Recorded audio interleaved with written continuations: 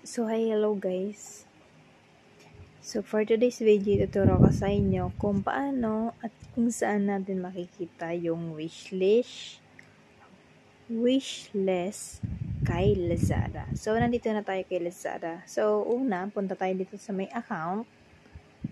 Then, scroll natin sa baba.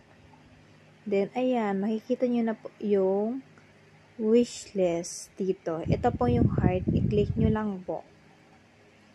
So, ayan. So, dito na guys, makikita na natin ang ating product.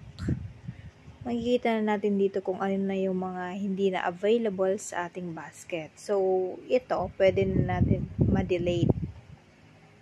So, sa mga affiliate lang to guys ha.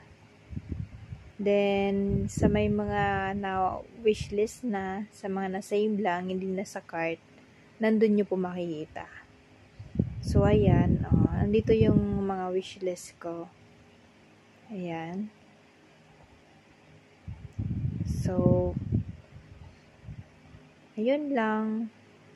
Thank you.